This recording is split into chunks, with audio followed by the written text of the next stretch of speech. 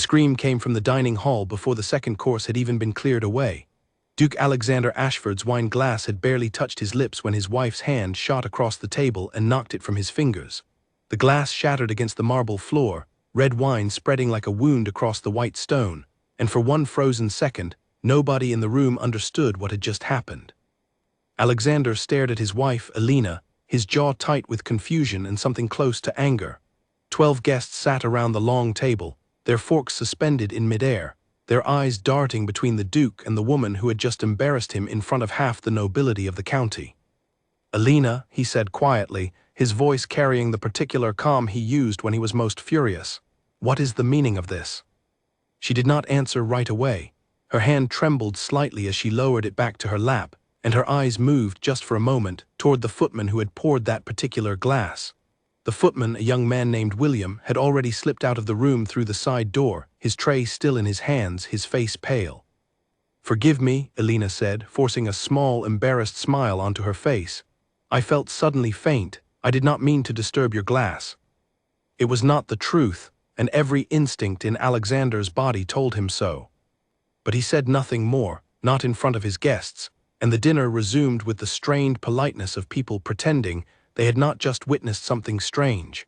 Only Alina knew that the wine in that glass had been laced with something that would have stopped her husband's heart within the hour, and only Alina knew that she could never tell him why. This was not how their marriage was supposed to begin. 3 months earlier, Alina Whitmore had walked down the aisle of Ashford Cathedral in a gown of ivory silk, her hands cold despite the warmth of the summer afternoon. She was marrying a man she barely knew, a duke whose family had once loaned her father a fortune that could never be repaid in coin, only in the joining of 2 houses. It was a marriage of necessity, arranged over brandy and old debts, and neither Alina nor Alexander had been given much say in the matter. Alexander had stood at the altar with the posture of a soldier and the expression of a man attending a funeral. He was tall, with dark hair that fell just slightly too long over his forehead, and eyes the color of storm clouds that seemed to look through people rather than at them. Alina had heard whispers about him before the wedding, that he had once loved a woman who betrayed him in the cruelest way, and that he had built walls around his heart so thick that no one, not even his own family, could reach him anymore. She had not expected warmth from him, she had not received it either. Their wedding night passed in near silence, both of them lying on opposite sides of a bed too large for 2 strangers, listening to the rain against the windows of Ashford Manor. In the weeks that followed, Alexander was polite to her, correct in every way a husband was required to be, and utterly distant. He took his meals separately when he could manage it. He spent his days in his study or riding the grounds, and his nights, Alina suspected, thinking of a woman whose name he never spoke aloud but whose portrait had been quietly removed from every wall in the house, leaving faint rectangles of unfaded wallpaper as the only evidence she had ever existed. Alina told herself she had not married for love, and so she should not grieve the absence of it. But grief has a way of arriving uninvited, and some nights, sitting alone by the fire in her private sitting room, she found herself aching for a kindness she had no right to expect. It would have been easy to resign herself to a marriage of cold civility. Many women in her position did exactly that, filling their days with needlework and correspondence, waiting out their lives in beautiful, empty rooms. But Alina had never been the kind of woman who could simply wait. Her father, before his fortunes collapsed, had taught her to read ledgers and understand contracts, skills considered unusual and faintly improper for a lady, but skills that had served her well in the management of her own family's crumbling estate before her marriage.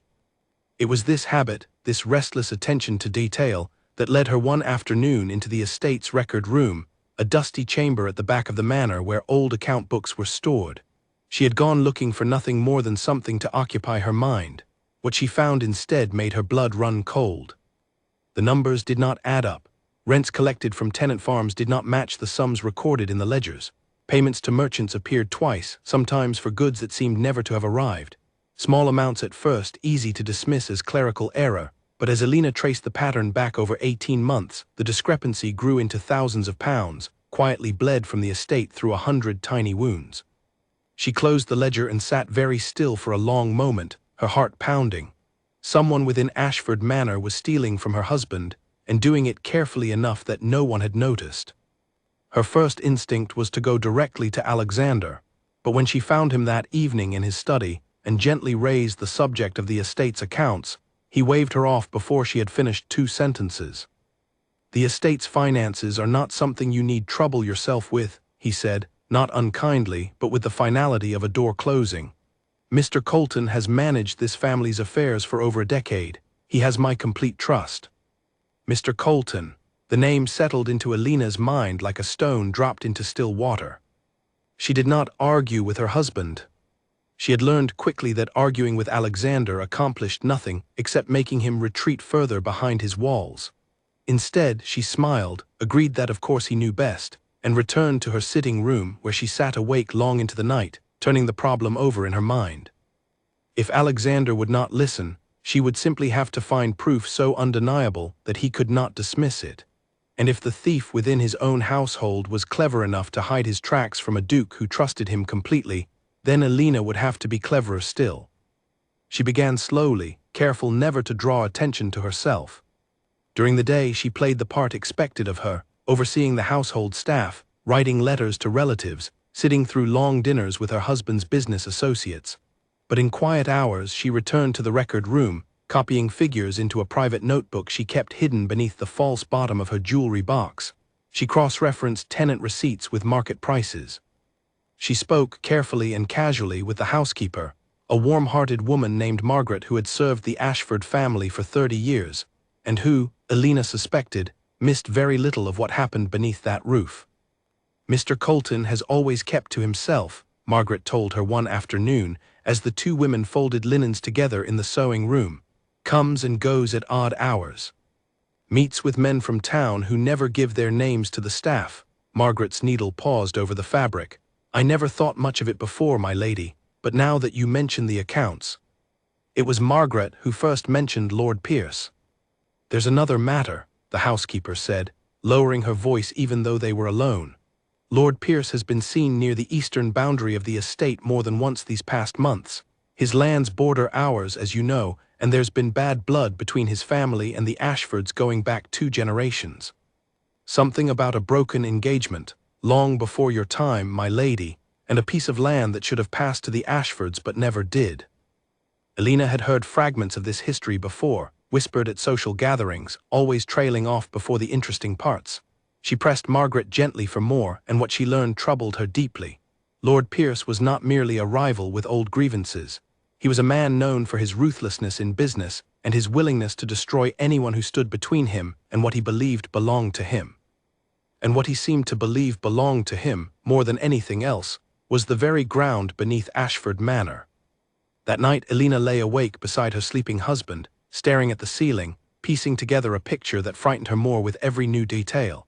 A trusted steward quietly draining the estate's wealth, a dangerous neighbor with old wounds and modern ambition, watching the borders of a weakening estate like a wolf circling a wounded animal, and a duke who trusted the wrong people and dismissed the one person trying to warn him. She thought about waking Alexander right then, shaking him from his sleep and telling him everything she had discovered. But she knew how such a conversation would end. He would ask for her proof, and she had none yet, only numbers in a private notebook and the observations of a housekeeper.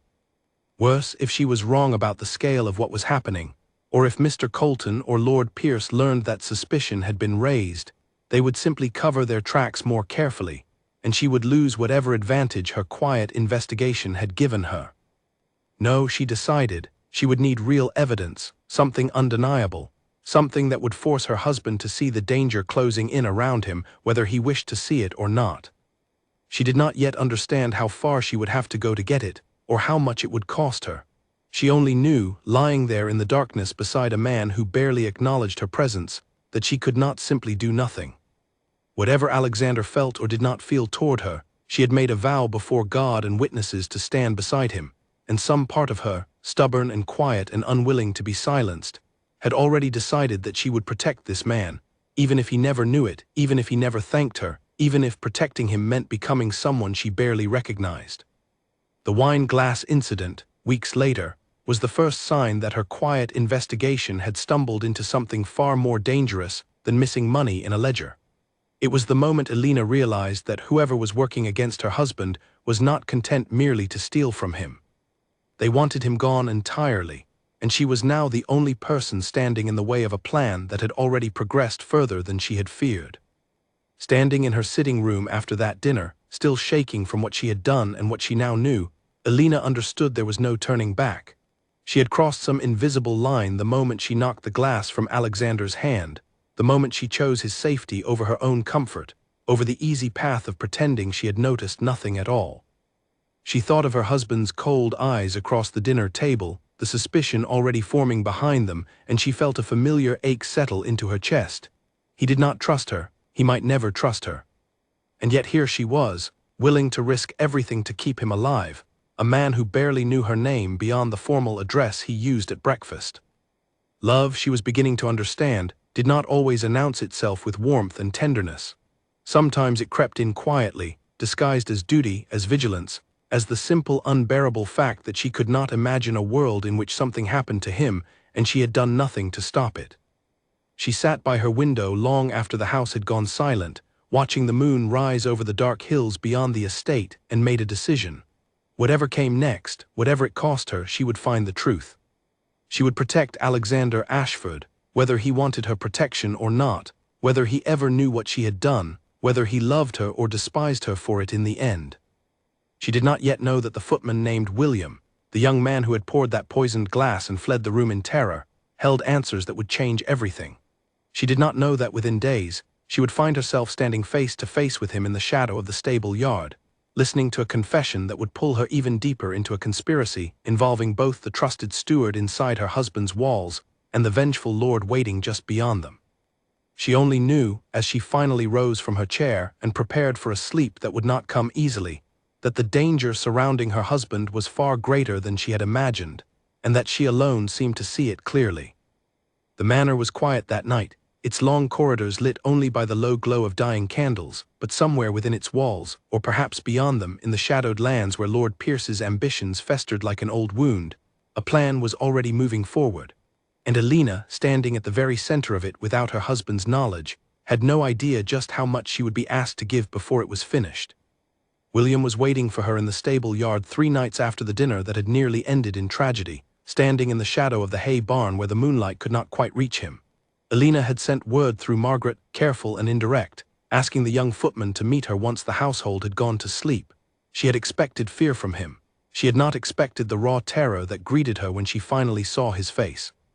"My lady, I should not be here," he whispered, glancing over his shoulder as though the darkness itself might be listening.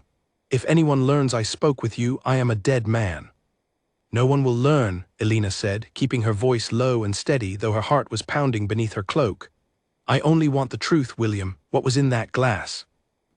He hesitated so long that Alina began to fear he would turn and run. Then, in halting words, the story came pouring out of him. A man had approached him a week earlier, a stranger with expensive clothes and a purse full of coin, offering payment in exchange for a single favor. He had been told exactly which glass to fill and exactly when, and warned that if he refused or if he spoke of it to anyone, his family in the village would suffer for it. William did not know the stranger's name, but he described him well enough that Alina's stomach turned cold. Tall, fair-haired, a scar above his left eyebrow, dressed as a gentleman but moving with the careful watchfulness of someone accustomed to danger. It matched, almost exactly, the description Margaret had given her of one of Lord Pierce's most trusted men. "There is something else," William said, his voice dropping even lower. "The stranger mentioned a name while he spoke to me. He said the Duke's steward would ensure no one asked questions afterward. He said Mr. Colton had already been paid to make certain the household accounts showed nothing strange, in case anyone looked too closely at what happened that night." Alina felt the last piece of doubt in her mind collapse. Mr. Colton was not merely stealing from the estate for his own gain. He was working with Lord Pierce, likely had been for some time, and the theft from the ledgers was almost certainly meant to fund something far more dangerous than either she or Alexander had imagined. The missing money was not the true crime. It was only the visible edge of something far larger and far more deadly, a conspiracy reaching from within the walls of Ashford Manor to the lands beyond its borders, all of it aimed at the man sleeping unaware in the bedroom above her. "You must leave the estate," Alina told William firmly. "Tonight, if you can, take your family and go somewhere safe, somewhere Lord Pierce's men cannot easily find you. I will see that you have money for the journey." "And you, my lady, what will you do?" Alina did not answer right away. She looked past him, toward the dark silhouette of the manor rising against the night sky, its windows black except for the single candle still burning in her husband's study.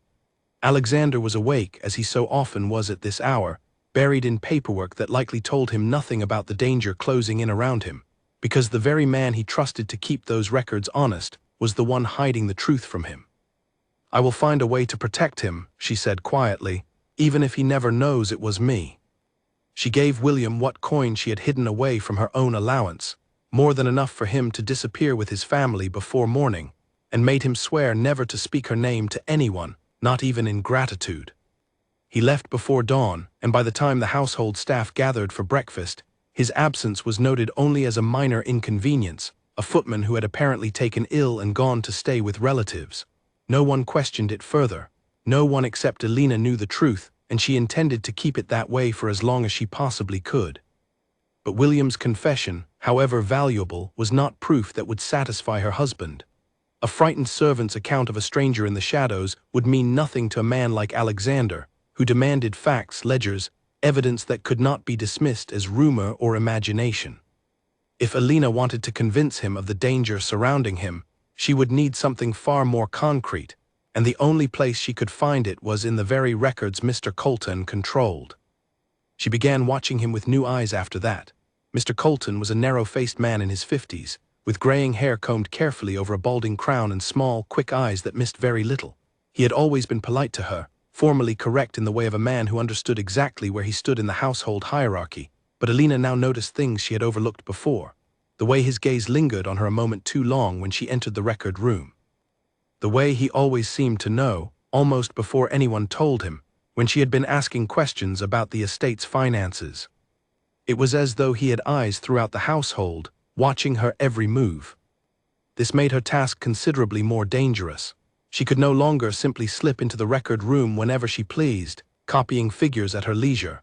She would have to be far more careful and far more patient if she wanted to gather the kind of evidence that would expose him without revealing her own hand too soon. It was Margaret, once again, who offered the solution. The housekeeper had a niece named Charlotte who worked as a clerk for a solicitor in the nearby town, a clever young woman with a gift for numbers and an intimate understanding of how estate finances were meant to function. Margaret arranged, with great discretion, for Alina to meet her niece under the pretense of a simple social call, and it was in the solicitor's quiet back office, away from the prying eyes of Ashford Manor, that Alina finally found someone willing to help her make sense of the tangled web she had uncovered. Charlotte pored over the copied figures in Alina's notebook for the better part of an afternoon, her brow furrowed in concentration, occasionally murmuring to herself as she traced sums and cross-referenced dates. When she finally looked up, her expression was grave. "This is not simple theft, my lady," she said. "Whoever is doing this understands exactly how to move money so that it appears legitimate on paper. Payments to fictitious merchants, inflated repair costs, rents collected but never fully recorded. It is careful, patient work, done by someone who has studied these accounts for years and knows precisely how far he can push the numbers without drawing suspicion." She paused, tapping the notebook with one finger. "But there is a pattern here if you look closely enough. The amounts increase sharply every few months, always around the same dates. I would wager those dates correspond to payments made to someone outside the estate, someone Mr. Colton answers to." Alina felt a chill settle over her. Lord Pierce. "I could not say for certain without more evidence," Charlotte admitted. "But if you could find record of any correspondence between Mr. Colton and Lord Pierce's estate, any letters, any meetings noted in a private diary, it would go a long way toward proving the connection. Numbers alone can be explained away as poor management. Direct evidence of the two men working together cannot." It was exactly the kind of evidence Alina had feared she would need to find, and exactly the kind of evidence that would require her to take the greatest risk yet. If she was going to find proof of correspondence between Mr. Colton and Lord Pierce, she would need to search the steward's private study, a room she had never once been permitted to enter, locked at all hours except when Mr. Colton himself was inside conducting the estate's business. She spent the following week observing his habits with the same careful patience she imagined a hunter might use tracking dangerous prey. She learned that he left the manor every Thursday afternoon to ride into town, ostensibly to meet with merchants and collect payments, a routine so fixed that Alina began to suspect it was itself part of whatever arrangement he had with Lord Pierce.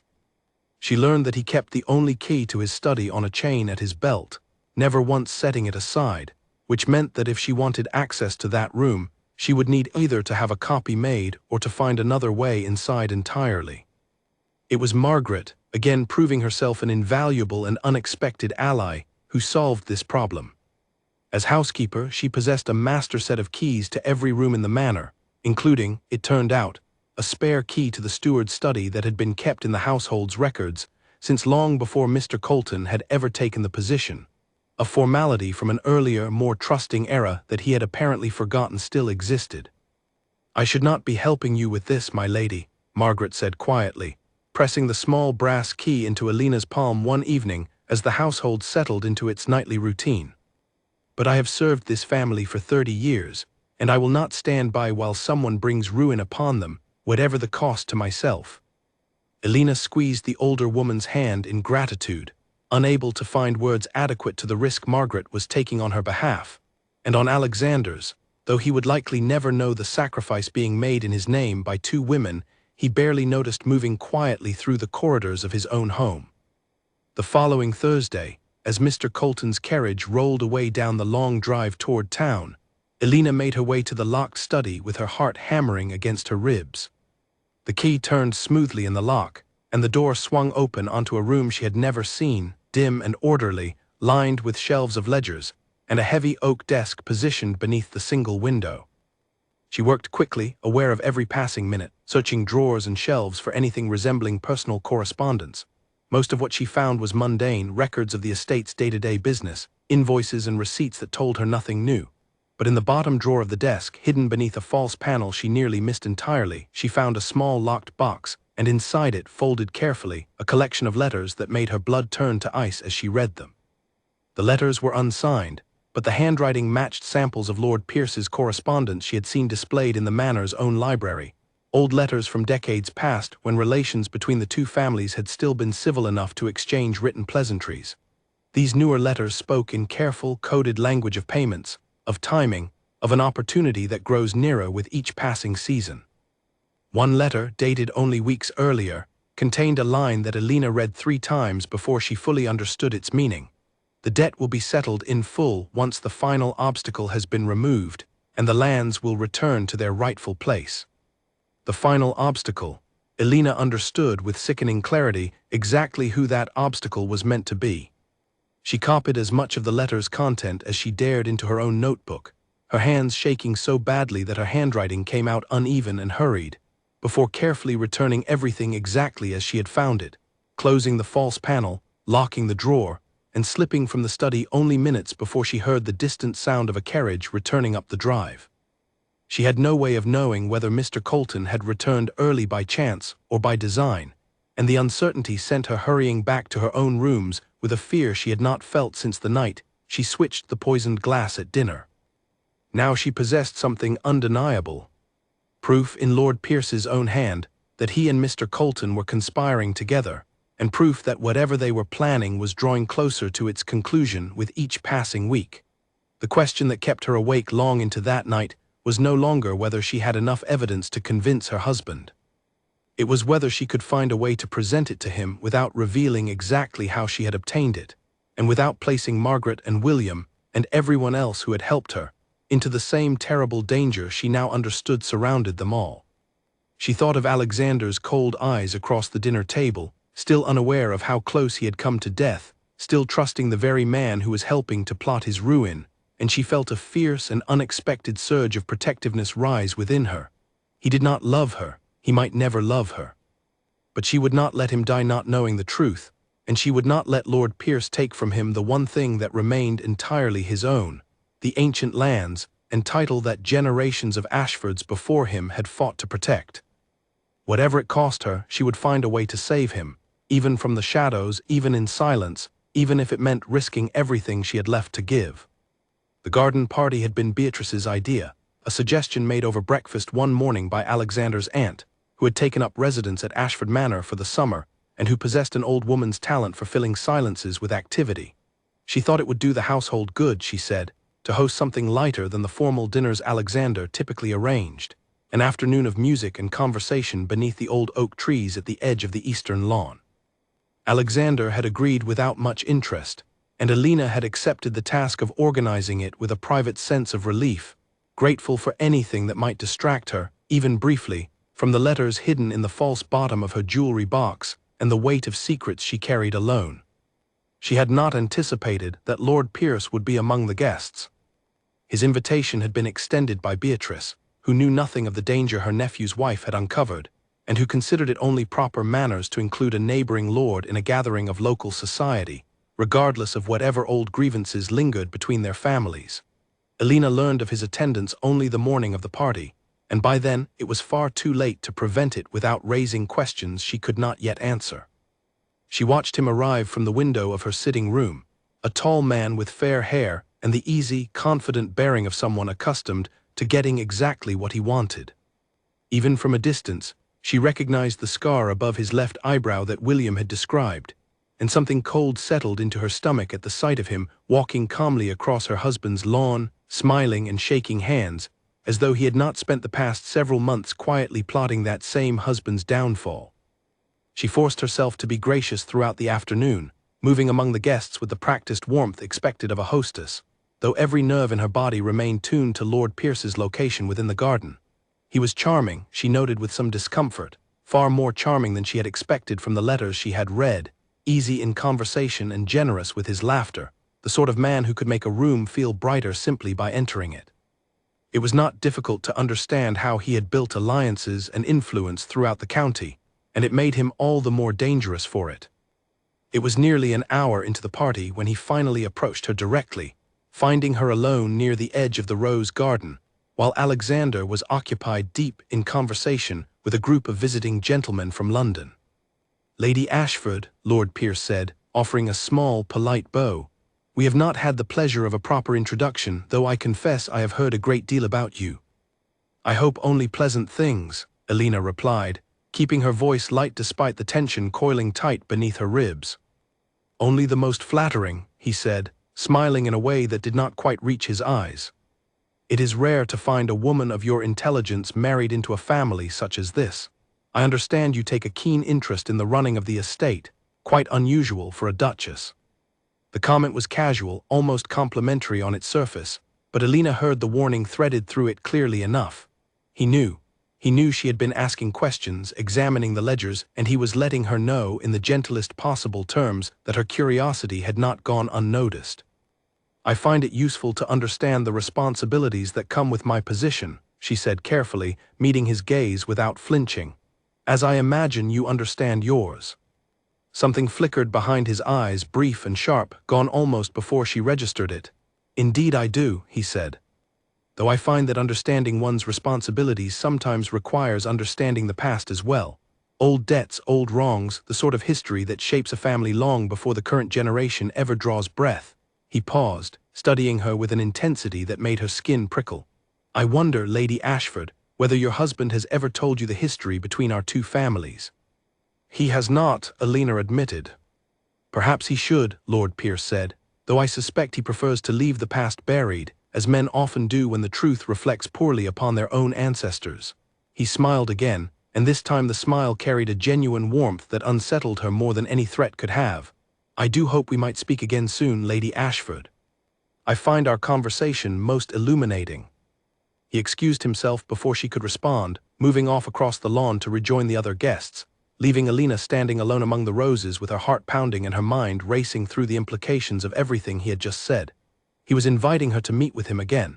He knew she suspected something, and rather than moving against her directly, he was offering her a strange, dangerous kind of alliance, or perhaps simply testing how much she truly knew. That night, unable to sleep, Alina made a decision that she understood even then to be reckless, perhaps even foolish. If Lord Pierce was willing to speak with her, she would use that willingness against him. She would meet with him carefully, cautiously, and she would learn everything she could about his plans, playing the part of a woman intrigued by his attention, distracted by his charm, harmless enough that he would let his guard down around her. It was a dangerous game, one that could easily be misread by anyone watching. but it was also, she believed, her best chance at learning enough to stop whatever plan he and Mr. Colton had set into motion before it could be completed. She sent word to him 3 days later through a trusted tenant farmer who had no connection to the manor and no reason to draw suspicion, arranging a meeting at a small chapel on the boundary between their two estates, a neutral place where neither family held particular claim. Lord Pierce arrived alone, as she had requested, and greeted her with the same easy smile he had worn at the garden party. "I confess I did not expect you to reach out so soon," he said, settling onto the low stone wall outside the chapel, gesturing for her to join him. "What is it you wish to discuss, Lady Ashford?" Alina chose her words with painstaking care, presenting herself as a woman caught between duty and disillusionment, hinting at a marriage grown cold and distant, at a husband who barely acknowledged her presence, at a curiosity about the old history between their families that had nothing to do with loyalty and everything to do with simple human interest. It was a delicate performance, and she was never entirely certain whether Lord Pierce believed it or merely allowed himself to believe it, flattered by her attention and confident in his own charm. Over the following weeks, their meetings became a careful, dangerous routine. Alina learned piece by piece fragments of the history between the two families, the broken engagement generations passed between an Ashford daughter and a Pierce son, the disputed lands along the eastern boundary that Lord Pierce believed had been stolen through legal trickery by Alexander's grandfather, the deep generational resentment that had simmered quietly for decades and had finally, in Lord Pierce, found someone willing to act upon it rather than simply nurse the old wound in silence. She learned other things as well, things far more valuable to her true purpose. She learned that Mr. Colton had approached Lord Pierce nearly 2 years earlier, not the other way around, offering access to the estate's finances in exchange for a share of whatever profit might come from Ashford's ruin. She learned that the plan had originally been financial, a slow strangling of the estate's resources until Alexander was forced to sell portions of his land simply to survive, land that Lord Pierce intended to purchase at a fraction of its worth. But something had changed in recent months. Some new urgency had entered their planning, and Alina began to suspect, with growing dread, that the poisoning attempt at the dinner party had not been an isolated act of desperation, but rather the acceleration of a plan that had grown far more dangerous than mere financial ruin. She never allowed herself to ask Lord Pierce directly about the poisoned wine. She feared the question itself would reveal how much she already knew, and would put an end to whatever fragile trust she had built between them. Instead, she listened and watched and pieced together fragments, careful never to write anything down where it might be discovered, committing every detail to memory and transcribing it only in the safety of her own locked chamber late at night. The cost of this deception weighed on her more heavily than she had anticipated. Playing the part of a woman drawn to another man's attention required her to smile at Lord Pierce's compliments, to laugh at his jokes, to allow him to believe, at least a little, that his charm was working exactly as he intended. Each meeting left her feeling soiled in some way she could not quite name, and each night she returned to Ashford Manor carrying the weight of a lie that grew heavier with every passing week, a lie she could not share with the one person who most deserved to know the truth. Alexander, for his part, remained largely unaware of how much time his wife spent away from the estate during those weeks. He noticed her absences occasionally with the mild curiosity of a man too consumed by his own concerns to investigate further, and Alina offered vague explanations about visiting friends, attending to charitable matters in the village, small deceptions that he accepted without much scrutiny. It should have been a relief, this lack of attention, and in some ways it was. But it also confirmed, again and again, the painful truth of their marriage, that Alexander did not yet know her well enough to notice when something in her behavior had fundamentally changed. It was during one of these meetings, nearly 2 months after the garden party, that Alina finally learned the piece of information that changed everything. Lord Pierce, growing more comfortable in her presence, more confident that he had found in her a genuine ally, or perhaps something more, let slip a detail he had clearly not intended to share. "Colton grows nervous," he said one afternoon, watching the clouds move slowly across the sky above the chapel. "He fears the timeline has moved too quickly, that too much attention has already been drawn. But I have told him the same thing I will tell you now, Lady Ashford. Once the ledgers are finally exposed, once your husband discovers the theft himself and turns his fury toward Colton, believing him solely responsible, the true architect of his ruin will remain forever hidden. And once Colton is dismissed, disgraced, perhaps even imprisoned, there will be no one left within these walls who knows the full truth of what has happened here, except for you." He turned to look at her then, his expression unreadable, and for the first time since their meetings began, Alina felt genuine fear beneath her careful composure. "Except for me," she repeated quietly. "You are a clever woman, Lady Ashford," Lord Pierce said. "Cleverer, I think, than your husband gives you credit for. I wonder sometimes whether you have already guessed more than you let on." He smiled, but there was something colder in it now, something that made the warm afternoon suddenly feel much less safe. "I would advise you to be careful how much further you choose to see." The threat, veiled as it was in pleasant conversation, was unmistakable. He suspected her, perhaps had suspected her from the beginning, and had allowed their meetings to continue only because it served some purpose of his own, whether to gather information about what she knew or simply to keep her close enough to watch. Whatever his true intention, Alina understood in that moment that she had pushed this dangerous game as far as she safely could. If she continued, she risked not only her own life but Alexander's as well, should Lord Pierce decide she had become more liability than asset. She returned to Ashford Manor that evening shaken and afraid, but also for the first time in weeks certain of what she needed to do next. She had enough now, enough evidence, enough understanding of the conspiracy that had grown around her husband like ivy strangling an old tree, root by patient root. The question was no longer whether she had learned enough to act. It was whether she could find a way to expose the truth before Lord Pierce and Mr. Colton realized how much she already knew, and before whatever final plan they had set into motion reached its terrible conclusion. She did not yet know that within days, everything would unravel far faster and far more violently than she had prepared for, or that the careful walls she had built around her secret would come crashing down not because of anything Lord Pierce did, but because of a misunderstanding that would cost her everything she had worked so desperately to protect. Edward Langley had served as captain of the Ashford Household Guard for nearly 6 years, and in that time he had developed a soldier's instinct for noticing what others overlooked. He was a broad-shouldered man with a weathered face and a quiet, careful manner, deeply loyal to Alexander, whom he had known since they were boys training together with wooden swords in the very same gardens where noble guests now sipped tea and exchanged pleasantries. It was Edward who first brought Alexander the report that would set in motion the terrible misunderstanding neither of them could yet foresee. "Your Grace," Edward said, standing stiffly in the doorway of Alexander's study one evening, his expression grave. "There is something you should know, though I confess I do not fully understand what it means." Alexander looked up from the papers spread across his desk, gesturing for his old friend to continue. "One of my men followed a report of trespassers near the eastern boundary chapel," Edward said. "What he found instead was Lady Ashford meeting privately with Lord Pierce. This is not the first time, Your Grace. My man tells me it has happened repeatedly over the past several weeks, always at the same chapel, always when Your Grace believed her to be visiting friends or attending to matters in the village." The words landed in the quiet study like stones dropped into still water. Alexander sat very still for a long moment, his expression unreadable, though Edward, who knew him better than almost anyone, could see the tension gathering in his jaw, the particular stillness that always preceded his most dangerous fury. "You are certain of this," Alexander said finally, his voice carefully controlled. "My man observed them together on 3 separate occasions, Your Grace. He did not approach closely enough to hear their conversation out of caution, but he described their manner as familiar, comfortable, not the behavior of strangers or mere acquaintances." Alexander said nothing for a long moment, staring down at the papers on his desk without truly seeing them.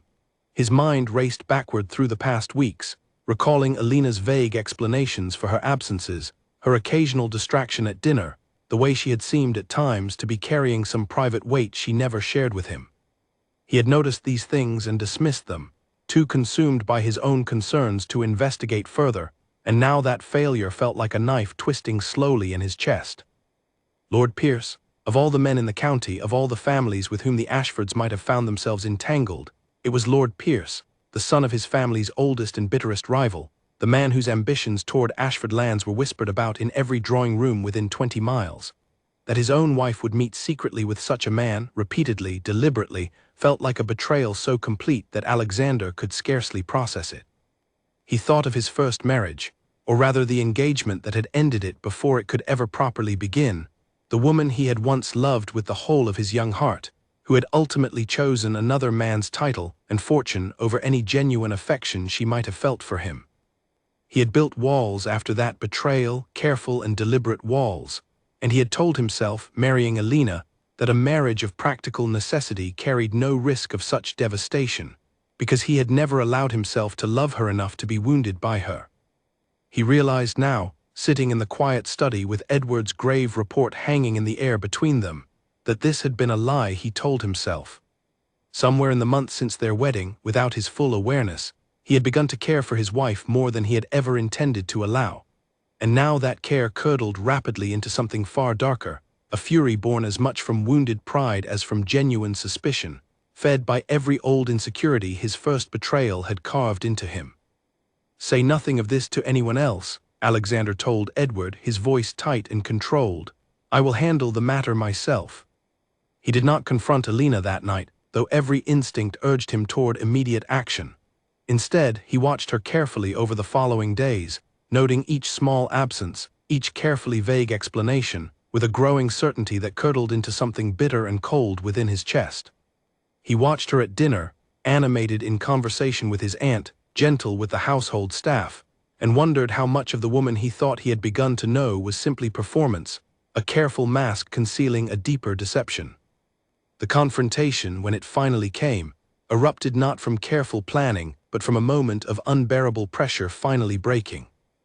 Alina had returned late one afternoon from what she claimed was a visit to a sick tenant family in the village, her expression tight with some private worry that Alexander, watching from the window of his study, mistook entirely for the guilt of a woman returning from a lover's meeting rather than what it truly was, the lingering fear of a conversation with Lord Pierce that had grown more threatening than any before it. He met her in the entrance hall before she had even removed her cloak, his expression cold and hard in a way she had rarely seen directed at her before. "Where have you been, Alina?" "I told you this morning," she said, startled by the sharpness in his voice. "I visited the Hargrove family. Their youngest has taken ill and I brought—" "Do not lie to me further," Alexander said, his voice rising despite his effort to control it. "I know where you have truly been. I know who you have been meeting." Alina felt the blood drain from her face, her mind racing through possibilities, none of them offering any safe path forward. If Alexander knew of her meetings with Lord Pierce, if he had learned this from someone within the household, then everything she had worked so carefully to protect stood on the verge of collapse. Worse, if she confirmed what he already suspected without also explaining the true purpose behind those meetings, he would believe the very worst of her, and if she attempted to explain the truth, she risked exposing William and Margaret and Charlotte, and every person who had helped her, to a danger she could not fully predict or control. "Alexander, I can explain." "Can you?" His voice cracked like a whip through the entrance hall, drawing the attention of a passing housemaid who quickly disappeared through a side door, unwilling to witness what was clearly about to become a scene neither of them would easily forget. "Explain to me, then, why my wife has been meeting secretly with Lord Pierce, alone repeatedly for weeks, while telling me she visits friends and tends to the sick. Explain to me why the wife of a duke would seek out the company of a man who has made no secret of his hatred for this family, unless she has found something in him that she could not find in her own marriage." "It is not what you believe," Alina said desperately, tears rising unbidden to her eyes though she fought to keep her voice steady. "I have never betrayed you, not once, not in any way you fear. Everything I have done to protect you." "Protect me?" Alexander laughed, a harsh, humorless sound that cut through her more sharply than his anger had. "By conspiring with my enemy, by meeting secretly with a man who has spent years plotting against this family, while lying to my face about where you spend your days." Alina stood frozen, caught in an impossible position. The truth stood right there, ready to spill from her lips. The ledgers, the letters hidden in her jewelry box, William's terrified confession, the poisoned wine she had prevented from reaching his throat, everything she had sacrificed and risked over the past months to keep him safe from a danger he did not even know existed. But if she spoke it now, in the heat of his fury, without proof carefully arranged and presented, she feared he would not believe her, would see it only as a desperate fabrication designed to excuse an affair he had already convinced himself was real. And even if he did believe her, revealing the full truth here, in the entrance hall, with servants nearby who might overhear, could put William's family in danger. could alert Mr. Colton before she had gathered enough evidence to expose him completely, could send Lord Pierce fleeing before he could ever be brought to justice for what he had already attempted. "I cannot explain everything right now," she said finally, her voice barely above a whisper. "But I swear to you, Alexander, I have never been unfaithful to you. Not in thought, not in deed. Please trust me a little longer, and I promise I will explain everything."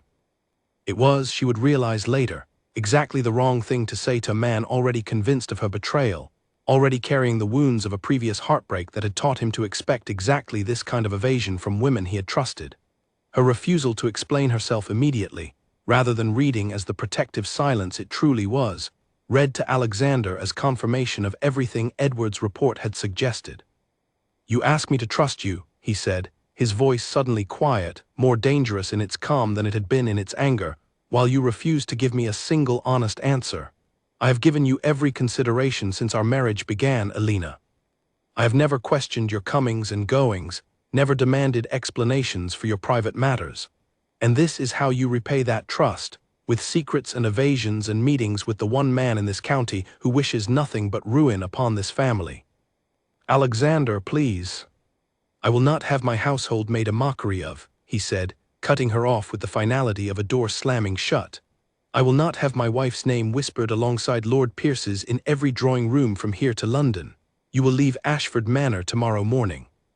I will make arrangements for you to return to your family home, and I trust you will find whatever comfort you were seeking with Lord Pierce more easily there, away from my sight." The words struck Alina like a physical blow, and for a long moment she could not find her voice at all. This was not merely anger that would fade with time and reflection. This was rejection, final and complete, delivered by a man who had never truly opened himself to her in the first place, and now believed he had every reason to close whatever small door had begun to crack open between them. "You are wrong," she finally managed to say, her voice trembling with a grief she had not expected to feel this deeply. "You are wrong about all of it, and one day you will know the truth. But I see now that nothing I say tonight will change your mind, so I will not waste my breath trying." She turned and walked away from him then, up the grand staircase toward her chambers, her back straight despite the tears finally spilling silently down her cheeks, leaving Alexander standing alone in the entrance hall, his fury already beginning to curdle into something that felt uncomfortably close to doubt, though his pride would not yet allow him to acknowledge it. Neither of them slept that night. Alina packed what few belongings she intended to take with her, her mind consumed not with her own heartbreak, but with the terrible realization that leaving Ashford Manor now, at precisely this moment, would strip her of any ability to continue protecting her husband from the danger she alone understood was closing in around him. Without her presence in the household, without her careful watch over Mr. Colton's movements and her dangerous but valuable meetings with Lord Pierce, who would notice when the final piece of their plan moved into motion? Who would be there to switch a poisoned glass, or notice a suspicious absence, or piece together the small signs that something terrible was about to happen? She thought of destroying the letters hidden in her jewelry box, of simply leaving everything behind and allowing Alexander to face whatever came next without her interference, since he clearly wanted nothing more to do with her. But even as the thought formed, she knew she could not follow through with it. Whatever he believed of her, whatever pain his rejection had caused, she could not simply abandon him to a danger that might cost him his life. She would leave Ashford Manor as he demanded, but she would not stop protecting him, even from a distance, even in silence, even if he never knew the truth of what she continued to sacrifice on his behalf. Alexander, in his own darkened study, poured himself a glass of brandy he did not drink, staring into the dying embers of the fire and replaying the confrontation over and over in his mind. Something about it nagged at him, some detail he could not quite name, a wrongness in the shape of Alina's reaction that did not match what he might have expected from a woman caught in a genuine affair. She had not denied meeting Lord Pierce. She had not offered excuses or elaborate lies to explain herself away. She had simply asked for trust, and when he refused to give it, she had accepted his judgment with a quiet, devastated dignity that felt, the more he considered it, entirely wrong for the crime he had accused her of. But his pride would not yet allow him to reconsider, not that night, and by morning, when Alina's carriage pulled away from Ashford Manor with her few belongings and her broken heart, Alexander stood at his study window and watched her go without a single word of farewell, telling himself that he had done what any man in his position would do, protecting his family's honor from a betrayal he was certain, despite the small nagging doubt he could not quite silence that he had witnessed with his own eyes. He did not yet know that within her carriage, Alina carried with her not the guilt of an unfaithful wife, but a notebook filled with evidence of a conspiracy against his life, and a fierce, unshaken determination to continue protecting him, whatever the cost, for as long as it took him to finally see the truth. Whitmore House had grown quiet and shabby in the years since Alina's father had lost most of the family's fortune, its once grand rooms now sparsely furnished, its gardens overgrown for lack of staff to tend them properly. It was here that Alina returned, disgraced and heartbroken, to face her family's questions with careful, evasive answers that satisfied no one, but that she offered anyway, unwilling to explain the true reason behind her sudden banishment from Ashford Manor. Her younger sister, Charlotte, found her within the first hour of her arrival, sitting alone in the small parlor that overlooked the neglected rose garden, staring out the window with an expression that told a far more honest story than any words she had offered their parents. "He believes I have been unfaithful," Alina admitted quietly, once Charlotte had closed the parlor door and settled beside her on the worn settee. "He learned of my meetings with Lord Pierce, and I could not explain the truth without risking everyone who helped me, so I let him believe the worst." Charlotte's eyes widened with a mixture of horror and sympathy. "You let him send you away rather than reveal what you had discovered." "I had no choice," Alina said. "If I had told him everything that night in his fury, I do not know that he would have believed me, and even if he had, exposing the truth too soon might have given Mr. Colton and Lord Pierce time to cover their tracks entirely, or worse, to act before I could stop them." She pressed her palms against her eyes, exhaustion and grief finally catching up with her after weeks of careful vigilance.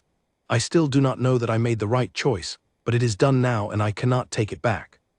Charlotte, ever practical despite her youth, took her sister's hands firmly in her own. "Then we continue the work from here," she said. "You are not without resources, Alina, even in exile. I still have my position with the solicitor and access to records that might help us trace Mr. Colton's dealings further, and you still have the letters." It was, Alina realized with a small flicker of renewed determination, exactly the reminder she needed. Her banishment from Ashford Manor had cost her the ability to watch Mr. Colton and Lord Pierce directly, but it had not stripped her of the evidence already gathered, nor of her sister's continued willingness to help, nor of the network of quiet allies she had built over the preceding months, however scattered they now were. Over the following weeks, Alina threw herself into a new kind of vigilance, working from the shadows of her family's declining estate to continue protecting a husband who believed she had betrayed him. She wrote letters, carefully coded and anonymously sent, to the county magistrate, laying out the evidence of Mr. Colton's embezzlement in enough detail that an official investigation could not easily be ignored, though she took great pains to ensure nothing in the correspondence could be traced back to her own hand. She arranged, through Charlotte's connections at the solicitor's office, for a formal audit of the Ashford estate's finances to be quietly suggested to the local banking house that held several of the estate's accounts, planting seeds that she hoped would eventually force the very scrutiny Mr. Colton had worked so hard to avoid. She also continued, though it filled her with dread each time, corresponding indirectly with William, who had settled with his family in a village nearly 40 miles distant, safely beyond the reach of Lord Pierce's influence but not entirely beyond the reach of Alina's careful questions, delivered through trusted intermediaries who never revealed the true source of the inquiries. Through William, she learned that a man matching Lord Pierce's description had visited the village twice in recent weeks, asking careful questions of the local innkeeper about a footman who had once served at Ashford Manor, questions that sent a fresh wave of fear through Alina's heart. If Lord Pierce was searching for William, it meant he suspected, perhaps even knew, that someone had learned the truth of the poisoning attempt, and that suspicion, however it had arisen, placed everyone connected to that knowledge in danger, Alina included. She wrote to William immediately, urging him to move his family further still, to a distant relative's home in the north, where even Lord Pierce's considerable reach would struggle to follow, and used what little remained of her own savings to fund the journey. It was, she reflected bitterly, becoming an increasingly familiar pattern, sacrificing whatever resources she had left, whatever safety she might have claimed for herself, in service of protecting people who had trusted her enough to help, even at great risk to themselves. Meanwhile, at Ashford Manor, the world Alexander had once believed stable and secure had begun, slowly but unmistakably, to unravel. The first sign came from his own bank, a polite but pointed letter inquiring about several unusual transactions flagged during a routine review, transactions that Mr. Colton, when questioned, explained away with practiced ease, though Alexander noticed, for the first time, a certain nervousness in his steward's usually composed manner. The second sign came weeks later, when a tenant farmer approached Alexander directly during his customary rounds of the estate, hesitantly mentioning that his rent payments, faithfully delivered each quarter, never seemed to match the amounts Mr. Colton recorded as received, a discrepancy the farmer had noticed only because his own careful records, kept out of an old habit of frugality, told a different story than the estate's official ledgers. Alexander began, cautiously and privately, to review the estate's finances himself, something he had rarely troubled himself to do in the years since inheriting his title, having always trusted Mr. Colton's management without close scrutiny. What he found disturbed him deeply, a slow, patient pattern of small discrepancies that, taken together, suggested theft on a scale far greater than he had imagined possible from a man he had trusted for over a decade. It was during this period of growing unease that the second, far more dangerous sign arrived. Riding alone along the eastern boundary of his estate one afternoon, inspecting a fence line that tenants had reported damaged, Alexander was thrown violently from his horse when the animal reared without warning, spooked by something Alexander did not immediately understand. It was only later, when Edward Langley examined the horse's saddle at his request, that they discovered the girth strap had been deliberately weakened, cut nearly through and concealed with careful stitching designed to hold just long enough to fail at a dangerous moment, when Alexander was riding at speed along uneven ground. The realization hit Alexander with the force of a physical blow. Someone within his own household, someone with access to his stables and his horses, had attempted to kill him, and the attempt had very nearly succeeded, foiled only by chance and his own quick reflexes in the moment his horse threw him clear rather than crushing him beneath its weight. He thought in the aftermath of that terrifying realization of the wine glass Alina had knocked from his hand months earlier, an incident he had dismissed at the time as nothing more than a strange fainting spell, an embarrassing lapse in his wife's composure that he had scarcely considered again in the months since her banishment. Now, lying in his bed with a bruised shoulder and a mind racing with new and terrible possibilities, he found himself unable to stop turning the memory over, examining it from angles he had never before considered. She had not simply fainted that night. He remembered now with sudden and unwelcome clarity the sharpness of her movement, the deliberate speed with which her hand had shot across the table to knock the glass from his fingers before he could drink from it. It had not been the clumsy accident of a woman overcome by faintness. It had been the swift, decisive action of someone who had recognized danger and acted to prevent it. The thought sat uneasily in his mind for days, refusing to be dismissed, growing more insistent with each new discovery about the true scale of Mr. Colton's betrayal. He began to review, with a mind now open to possibilities he had previously refused to entertain, every strange or unexplained moment of the past several months, and found, to his growing horror, that many of them fit a pattern he had been too blinded by wounded pride to see before. Alina's private notebook, which he had never thought to search during his fury, remained hidden safely in her old jewelry box taken with her when she left, and Alexander had no way of knowing its contents. But he did have, still within his own household, other sources of information he had never thought to fully examine, and it was Margaret, the loyal housekeeper who had served the family for 30 years, who finally broke her long silence. She came to him one evening, several weeks after the incident with the horse, her hands trembling slightly as she stood before him in his study, clearly torn between her deep loyalty to the family she served and her fear of the consequences that honesty might bring upon herself. "Your Grace," she said, her voice unsteady but determined, "there is something I believe you should know, though I fear I have waited far too long already to tell you, out of my own cowardice."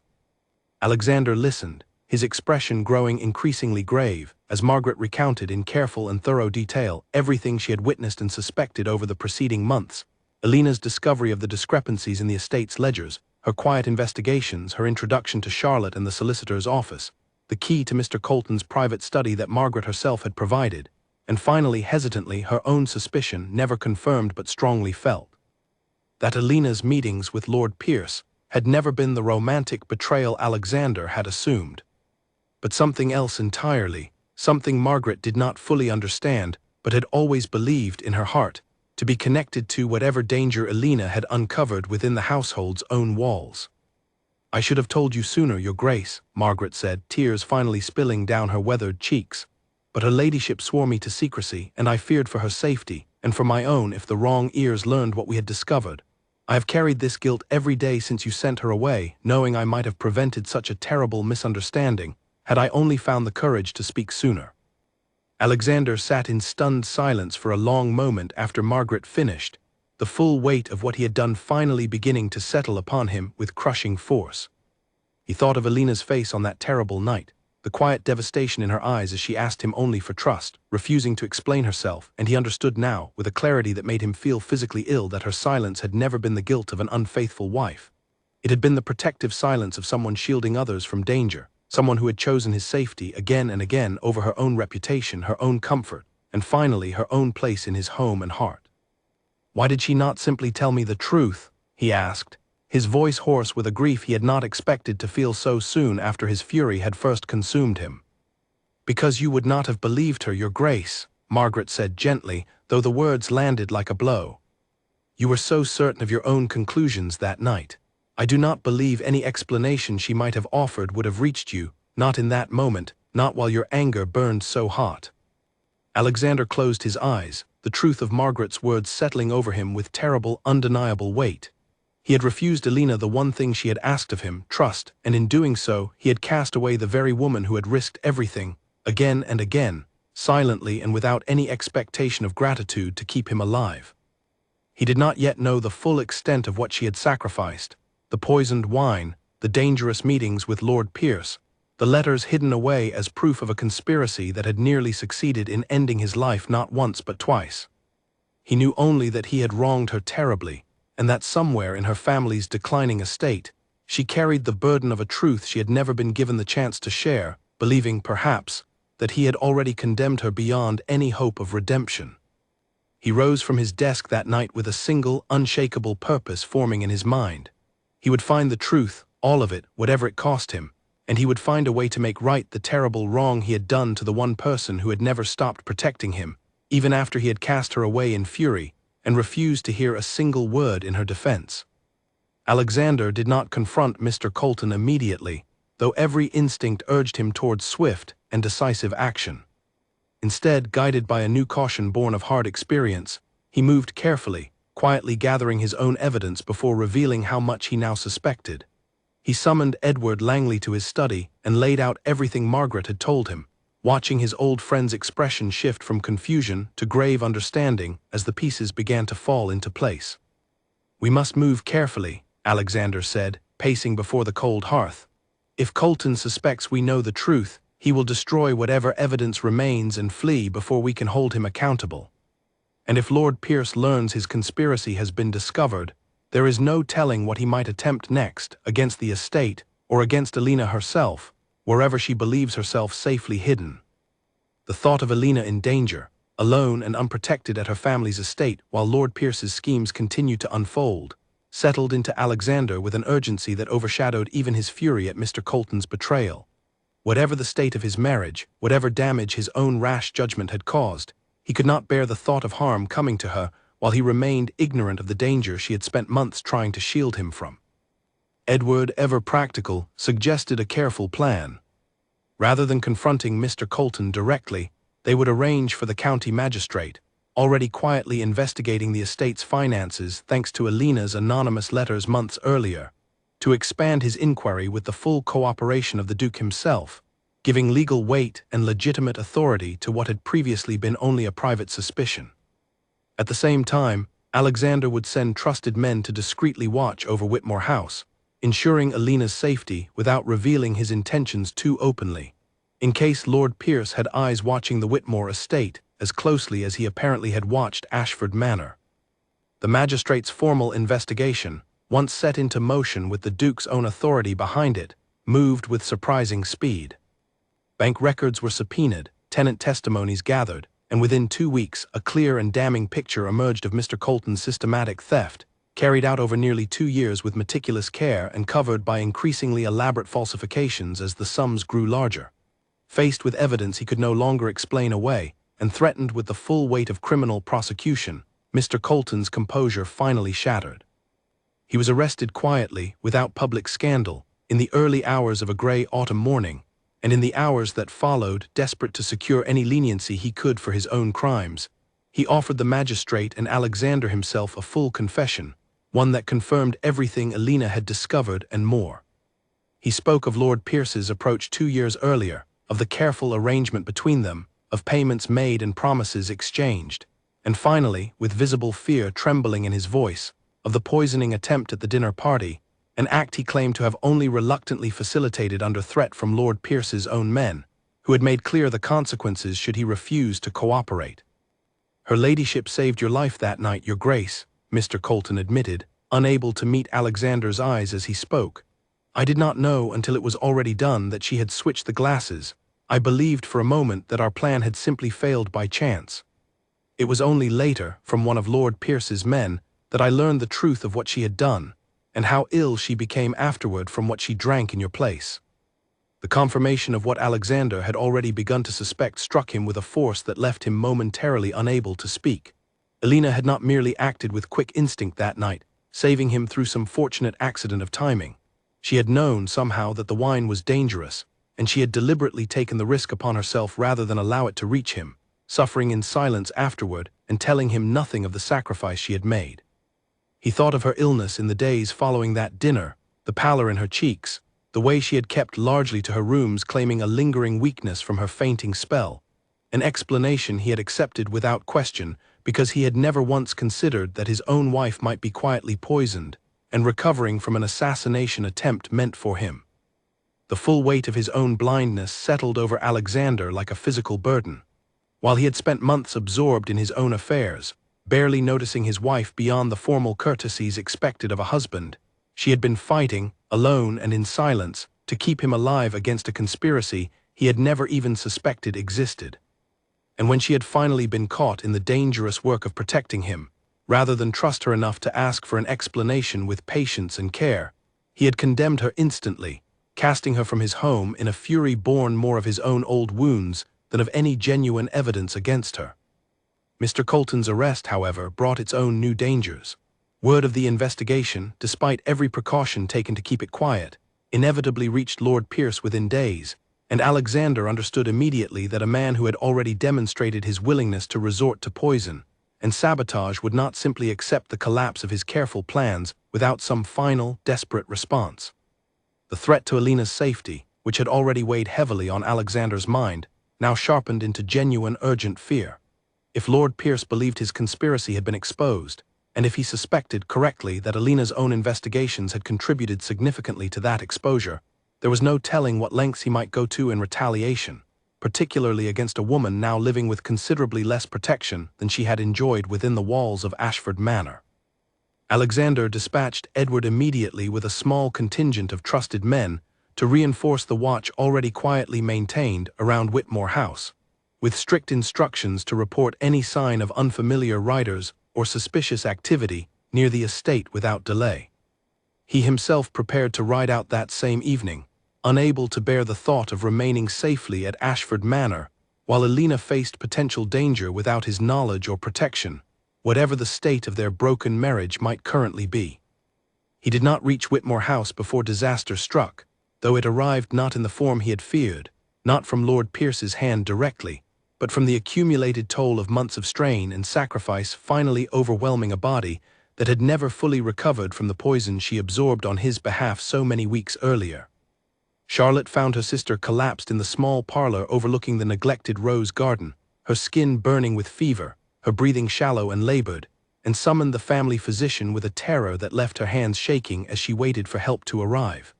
The physician, upon examination, delivered grim news to the frightened family gathered in the hallway outside Alina's sick room.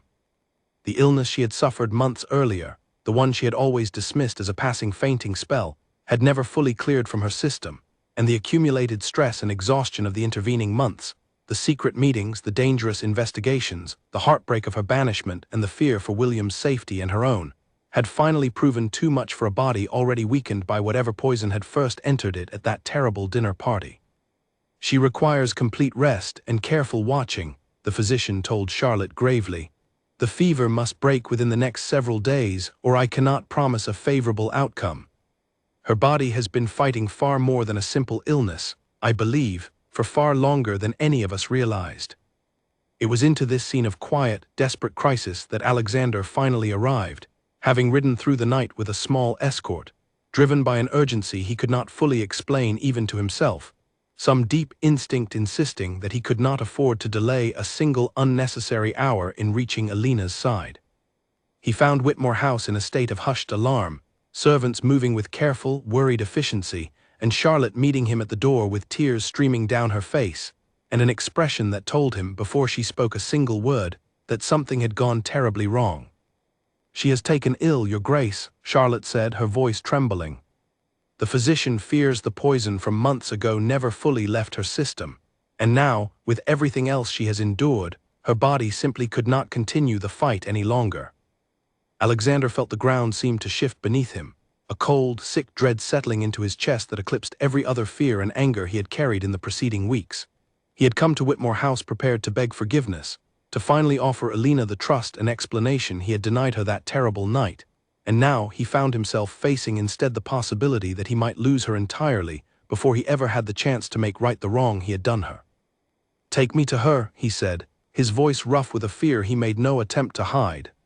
Charlotte led him up the narrow staircase to a small bedroom where Alina lay pale and unmoving against white linens, her breathing shallow, her forehead damp with fever, looking so fragile and diminished from the composed, quietly determined woman. He remembered that Alexander felt something in his chest crack open entirely. He sank into the chair beside her bed without a word, taking her hand gently in his own, and for the first time since his fury had consumed him weeks earlier, he allowed himself to feel the full, devastating weight of everything he had nearly lost through his own blind pride. "I am so sorry, Alina," he whispered, though she could not hear him in her fevered state. "I did not deserve what you sacrificed for me, and I have wronged you terribly. If you can forgive me, if you will simply wake and give me the chance, I swear I will spend whatever time remains to us proving that I am worthy of the trust I so foolishly refused you." Outside the small bedroom window, the autumn evening settled slowly into darkness, and Alexander remained at Alina's bedside through the long hours that followed, refusing every suggestion that he rest, holding tightly to her hand as though his presence alone might somehow help pull her back from whatever dangerous edge her fevered body now walked, praying with a desperation he had never before allowed himself to feel, that he would be given the chance to finally tell her the truth of everything he had only now begun to understand. The fever broke on the third night, just as the physician had warned it must, and Alina drifted slowly back toward consciousness through a haze of confusion and lingering weakness, aware first of the warmth of a hand wrapped tightly around her own, and then, as her vision gradually sharpened, of the exhausted, unshaven face of her husband seated beside her bed, his eyes red-rimmed from days without proper rest. "Alexander," she whispered, her voice barely audible, uncertain for a moment whether she was truly awake or still lost somewhere within the strange, fevered dreams that had consumed her for days. "I am here," he said, his voice thick with emotion he made no effort to hide. "I am so sorry, Alina. I have been such a fool, and I nearly lost you before I ever had the chance to make it right." She wanted to speak, to ask what had brought him to her bedside after weeks of banishment and silence, but exhaustion pulled at her too strongly, and she drifted back into a gentler, more restful sleep before she could form the words, comforted even in her weakened state by the steady warmth of his hand still holding hers. It took several more days for Alina to fully regain her strength, days during which Alexander refused to leave Whitmore House, insisting on remaining close by her side despite the awkwardness of his continued presence in a household he had so recently sent her from in disgrace. He spoke with her family, offering explanations and apologies in equal measure, and slowly, as Alina's strength returned, he began to share with her everything he had learned in her absence, Mr. Colton's arrest and full confession, the confirmation of the poisoning attempt she had never told him about, and Margaret's belated but crucial revelation of everything Alina had sacrificed to protect him. "You should have told me," Alina said quietly, once she was strong enough to sit up properly against a bank of pillows, listening to his account with a mixture of relief and lingering hurt. "That night when you accused me, if I had simply told you the truth." "I would not have believed you," Alexander admitted, the words costing him visible effort. I was so consumed by my own old wounds, so quick to see betrayal in every shadow, that I do not think any explanation you offered that night would have reached me. The fault was entirely my own, Alina, not yours. You tried to ask for my trust, and I refused to give it, and that refusal very nearly cost us both everything. Alina studied his face for a long moment, searching for the coldness and distance that had defined so much of their marriage before her banishment, and found instead something she had never seen from him before, a raw, unguarded honesty that made her chest ache with a hope she had almost given up allowing herself to feel. "I never stopped trying to protect you," she said softly. "Even after you sent me away, even believing you might never forgive me, I could not simply abandon you to whatever danger Lord Pierce and Mr. Colton had planned. I continued writing to the magistrate, continued watching for any sign of what they intended next, because whatever you believed of me, I could not live with myself if something happened to you that I might have prevented." "I know," Alexander said, his voice rough. "Margaret told me everything, and Mr. Colton's confession confirmed the rest. You very nearly died for me twice, Alina, once at that dinner table and again these past few days, and I repaid your sacrifice with fury and banishment. I do not know how to ask forgiveness for something so terrible, but I am asking it nonetheless, with everything I have left to offer." The conversation that followed stretched long into the evening, both of them finally speaking openly with each other for what felt like the first time since their wedding day, sharing fears and regrets and small truths about themselves that neither had ever thought to offer the other during the careful, distant politeness of their early marriage.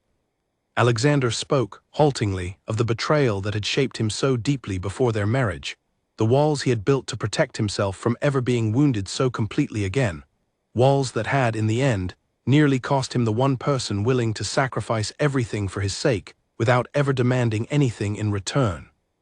Alina spoke of her own fear, watching him from a distance throughout their marriage, wondering if she would ever be more to him than a practical arrangement, and finding, despite that uncertainty, that she had fallen in love with him anyway, slowly and quietly, in ways she had never intended or expected. "I love you," she admitted finally, the words emerging with a vulnerability that had cost her considerable courage to offer, given everything that had passed between them. "I did not mean to. I told myself for a long while that I would not allow myself to love a man who barely noticed my presence in his own home.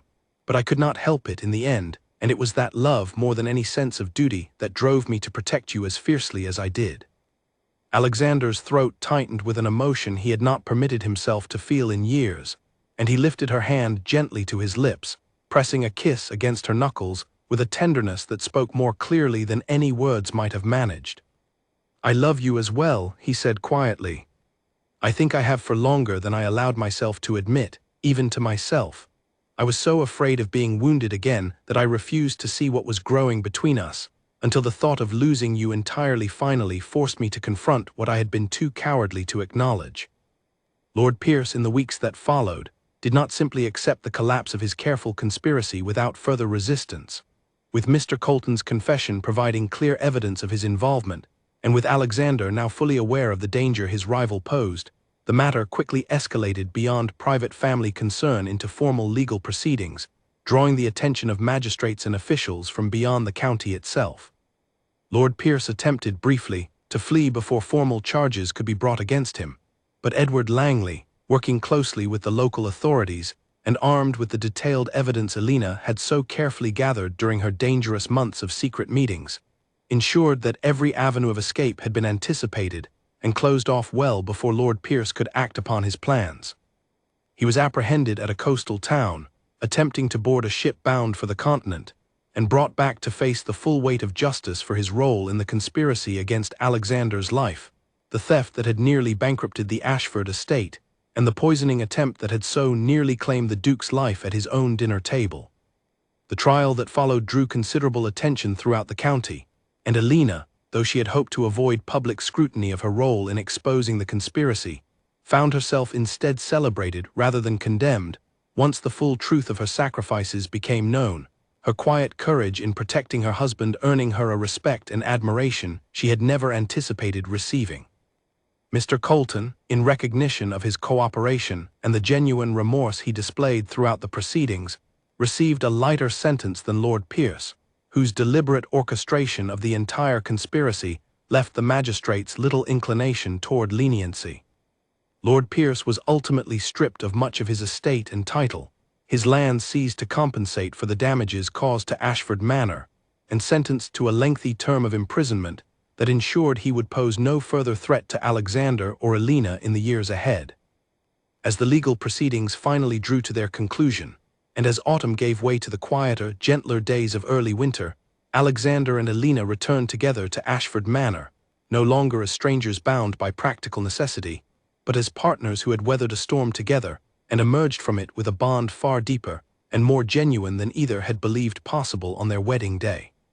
The household staff, Margaret and Edward chief among them, welcomed Alina back with visible warmth and relief, and the estate itself, freed finally from the slow theft that had bled it for years, began to flourish again under careful, honest management. Alexander appointed a new steward, a young man recommended by Charlotte's own solicitor-employer, whose careful integrity quickly earned the trust of the entire household. But it was the quiet moments, away from the formal business of running a great estate, that revealed most clearly how thoroughly their marriage had transformed. Alexander no longer took his meals separately when he could avoid it, choosing instead to seek out his wife's company at every opportunity, genuinely curious now about her thoughts and opinions, in ways he had never permitted himself to be before. Alina, in turn, found herself increasingly trusted with matters of the estate's management, her sharp intelligence and careful attention to detail now welcomed rather than dismissed, a partnership built on mutual respect that neither of them could have imagined during those first cold, distant weeks of their marriage. One evening, as winter's first snow began to fall softly outside the windows of Ashford Manor, Alexander found Alina in the record room where her careful investigation had first begun so many months earlier, reviewing the estate's newly honest ledgers with quiet satisfaction. "You saved this family," he said softly, coming to stand beside her. "Not once but many times over, and I very nearly threw away everything you sacrificed to protect, through my own foolish pride." "We saved each other, I think," Alina replied, turning to meet his eyes with a warmth that had grown steadily between them over the preceding weeks. "You gave me the chance to prove that I could be trusted in the end, even after everything that happened between us. That is its own kind of gift, whatever pain came before it." Alexander drew her gently into his arms, and for a long moment they simply stood together in the quiet record room, the danger and heartbreak of the preceding months finally settling into something that felt, at last, like genuine peace. "I will spend the rest of my life making certain you never again doubt my trust in you," he promised quietly. "Whatever comes, Alina, I will stand beside you always exactly as you have stood beside me, even when I gave you every reason to walk away."